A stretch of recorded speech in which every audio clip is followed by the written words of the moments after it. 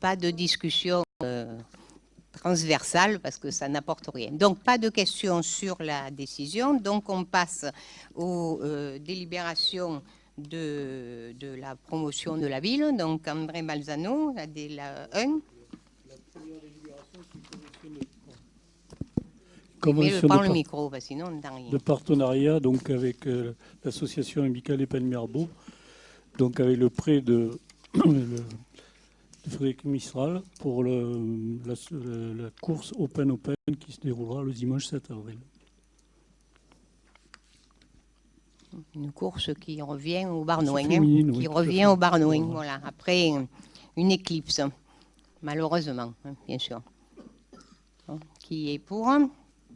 Qui est contre? Donc, adopté. La 2. La 2, donc, c'est un partenariat avec la ville, avec l'association Les Amis de la Marseillaise, qui fête cette année donc, les 75 ans de cette association et en organisant le Printemps de la Marseillaise. Donc, ça consiste à prêter la salle Tino Rossi pour l'organisation de cette manifestation. Et ça ressemble... Excusez-moi, monsieur Balzano, on n'entend rien du tout. Ah. Merci. Bon. Proche le micro, voilà. Voilà, donc c'est pour la manifestation d'organisation de le Printemps de la Marseillaise avec l'association Les Amis de la Marseillaise qui fête leurs 75 ans.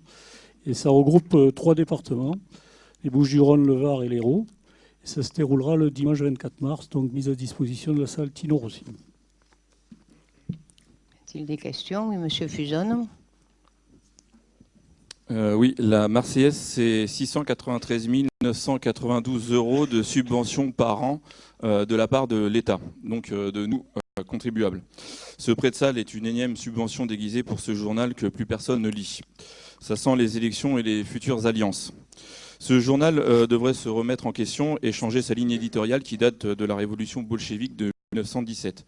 Et peut-être il renouerait-il avec les ventes, ce qui nous soulagerait, nous autres contribuables.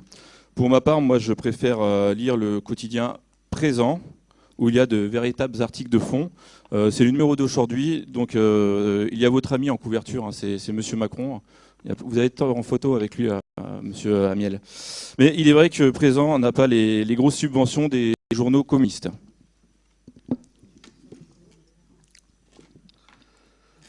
C'est tout. Donc, qui est contre? Qui est pour?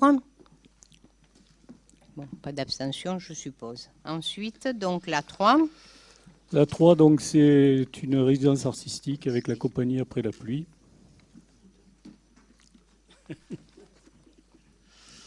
Pourquoi ça vous fait rire, la pluie? Mais il ne pleut pas, non, pas encore. Après la pluie, le beau temps, voilà, oui, mais c'est pas ça. Donc, continue, André. Donc, c'est donc une mise à disposition de la Capellane du 8 au 14 avril pour l'organisation d'un spectacle au premier semestre 2020. Oui. Qu'est-ce qu'on n'a pas besoin? Je suis en train de la parce présenter. Que là, il est reparti parce qu'on n'entendait pas. Voilà. Donc, qui est pour? Qui est contre? Qui s'abstient? Adopté. Donc, ensuite, la 4. La 4, c'est la mise à disposition d'une salle municipale à l'association Help Fiesta. Cette association qui avait permis d'organiser, donc en septembre 2018, la manifestation Jazz Propre. Oui. Le ramassage des déchets. Le ramassage de certains déchets.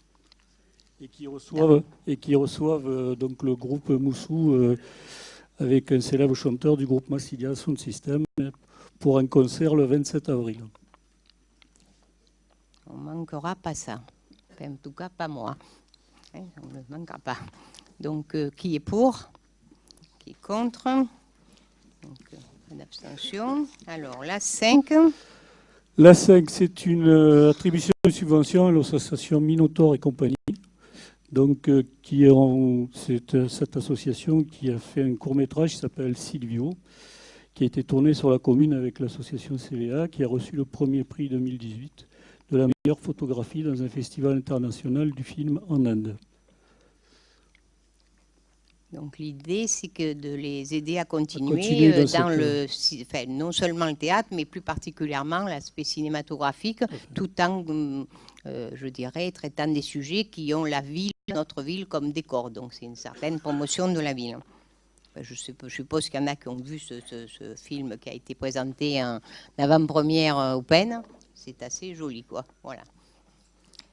Donc qui est pour? Qui est contre? Adopté. La 6. La 6, c'est une attribution de subvention également à l'association La Clé des Champs. Bon, c'est la subvention Donc, qui est je exactement connais. la même que l'année dernière. Exactement, tout à fait. Qui est pour? Qui est contre? Donc adopté. Et la 7. La 7, c'était également une attribution de subvention à la Porte des Étoiles, donc avec deux parties, donc une partie d'un montant global et 26 000 € qui viennent de l'ancienne dotation du territoire du Pays d'Aix. Mais on ne t'entend pas vraiment. Je ne sais pas, on ne peut pas monter ce micro un peu là, celui-là, par rapport aux autres? Parce que je ne sais pas là. Donc je vous disais que c'est une subvention de 63 700 €, dont 26 000 € correspondent à l'ancienne dotation du Pays d'Aix. Donc Oui. pour l'organisation du Mirabeau, enfin, de toutes les Etc. manifestations.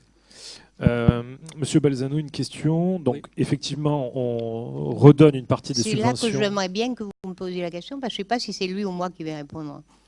Je mets en application, vous ne vous rappelez pas ce qu'on a dit au début? Je m'adresse au responsable de la culture de la ville des Pennes Mirabeau. Mais on ne vous adressez pas en conseil municipal, juste vous vous si je adressez peux à moi. terminer, Mais s'il non, vous plaît, c'est puisque tout. dans l'article, je peux vous redonner l'article du le règlement où il est noté qu'on ne doit pas se couper. Merci beaucoup. Oui, peut-être. Donc je mais vous m'adresse devez faire ce au qu'on a dit. responsable de la culture de la ville des Pennes Mirabeau.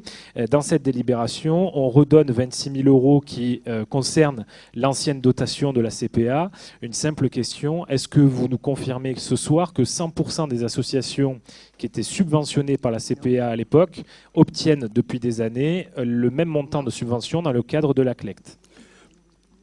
Mais justement, c'est moi qui vais répondre. Ça dépend des projets. Parce que ces subventions étaient données, que ce soit des associations sportives ou culturelles, en regard de projets qu'ils avaient.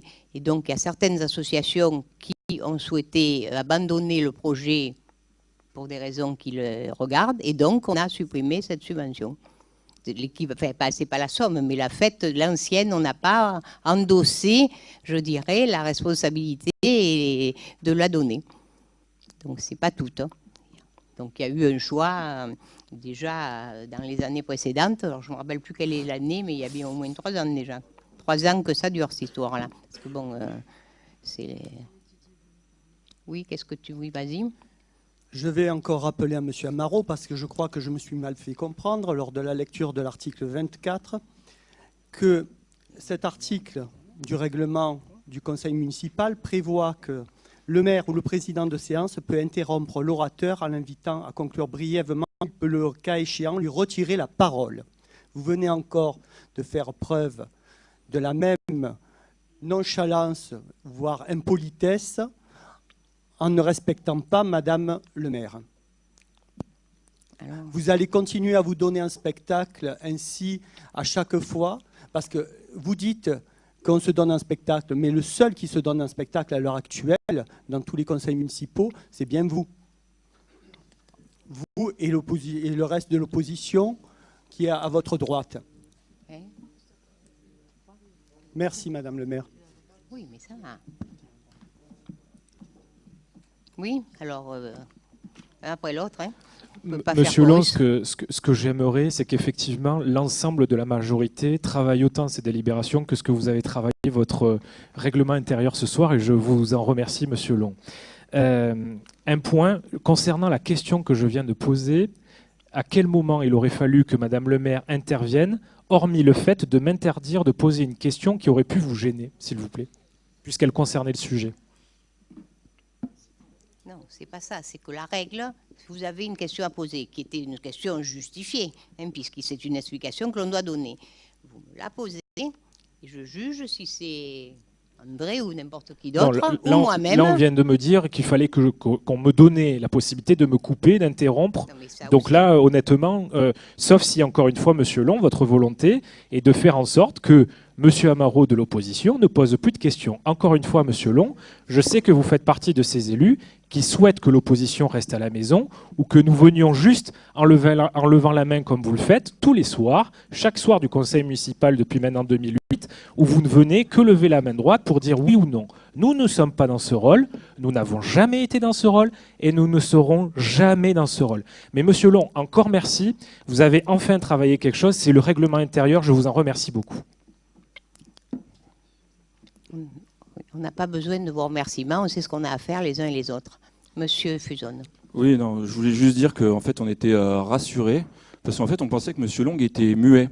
Parce que depuis le début du mandat, on ne l'a jamais entendu.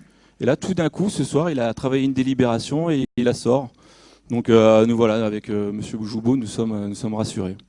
Ben, tant mieux pour vous. Donc, on passe à la suite, donc aux délibérations de l'aménagement du territoire. Il faut peut-être voter. On l'a oublié celle-là. Alors, qui est pour? Qui est contre?